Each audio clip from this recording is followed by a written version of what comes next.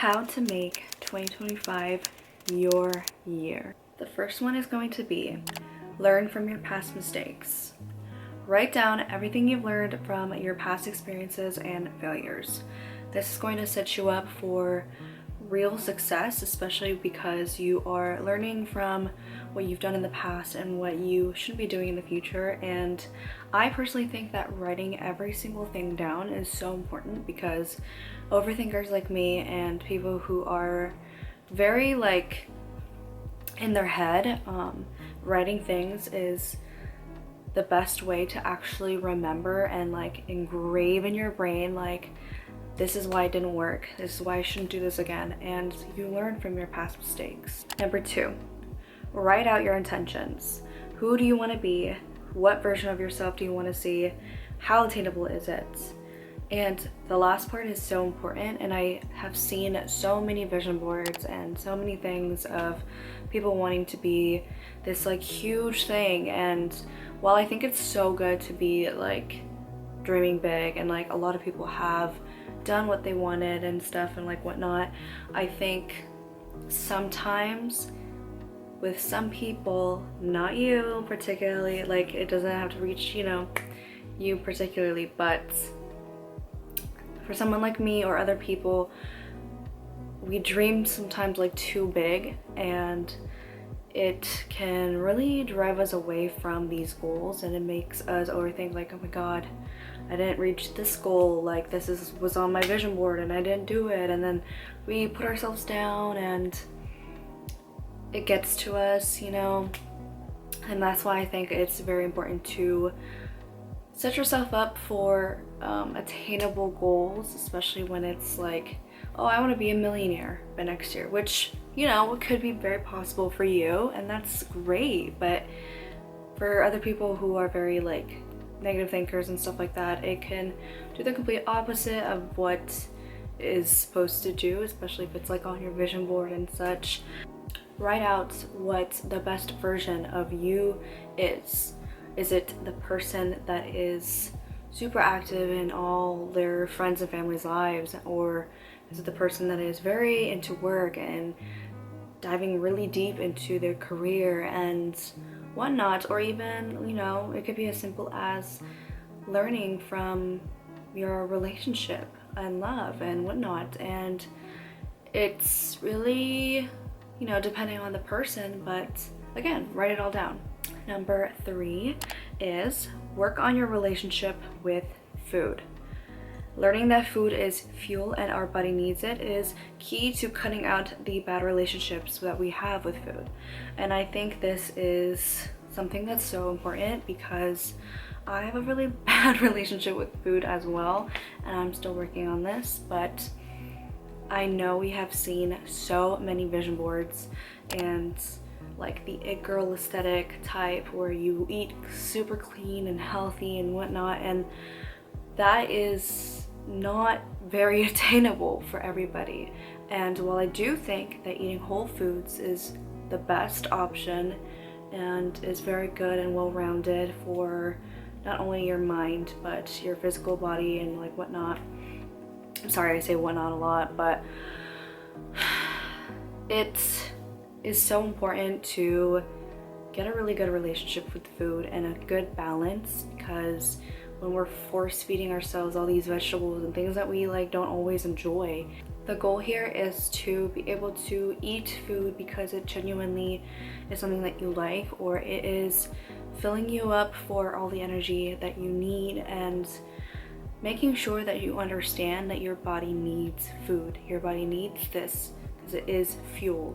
Okay, for example, if you are going out with friends and you really want some fries and you're oh, I can't eat it because it's all this grease and all this stuff and whatnot, and while you are right, there's a lot of grease and oil and not very healthy stuff in said food item,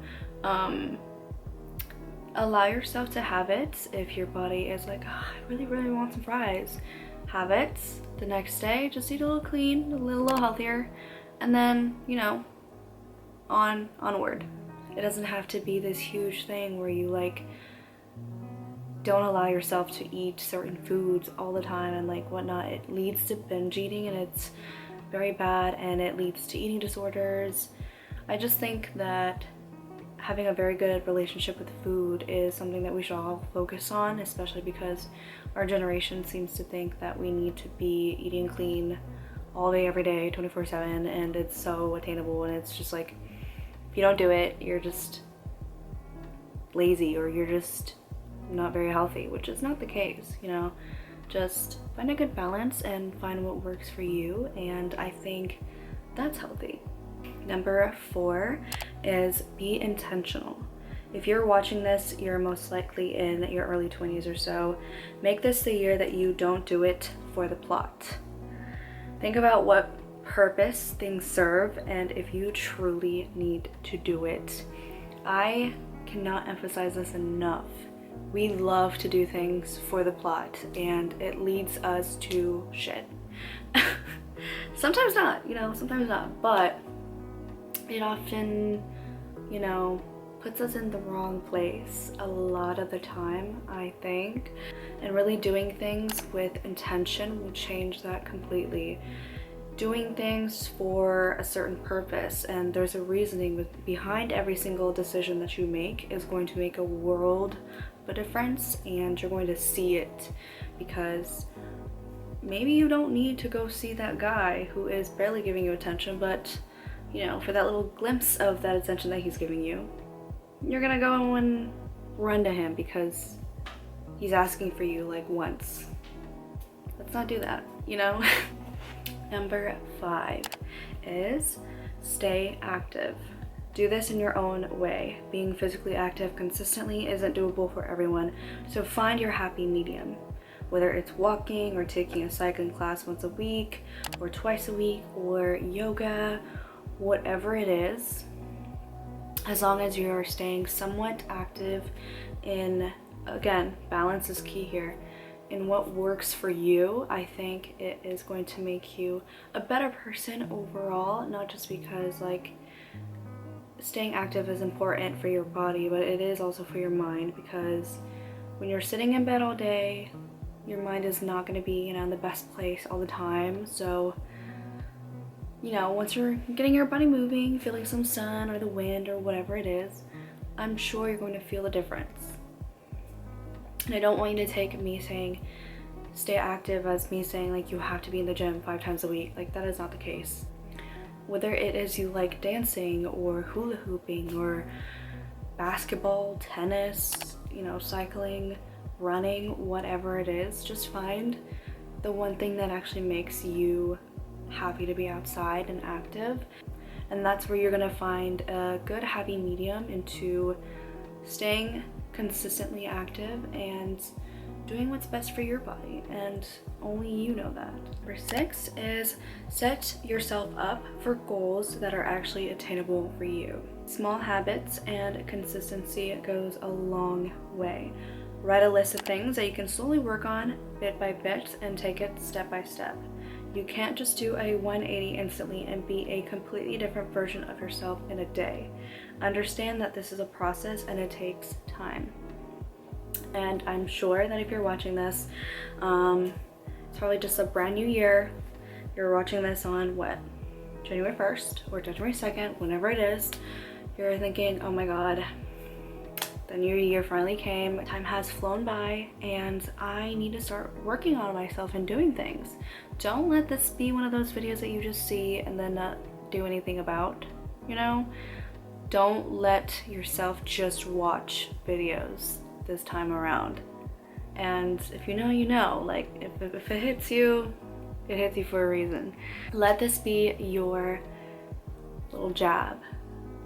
Do the things that you actually are intending to do. Let this be the year that you are setting yourself up for things that you can actually complete, okay? And when I say these things, I'm not saying that you have to complete every single goal and you're a failure if you don't. I just want you to actually set yourself up for success and push forward with the things that you promised yourself that you would do, and keep your own promises to yourself, because I think a huge thing in 2025 for people that, you know, are just people pleasers, or, you know, people that don't fill up their own cup. I think this is a huge thing. You need to start doing things for yourself and keeping the promises that you make, not only for you, but for the betterness of your relationships with your friends, family, partner, whoever it is. And that is going to be the best version of yourself. And I did mention this earlier, but making goals and writing down goals that actually are attainable, I think, is huge, because these like inspirational videos and such of like the new year, new me type thing, do it to an extent where you can actually see yourself finishing and completing it, you know?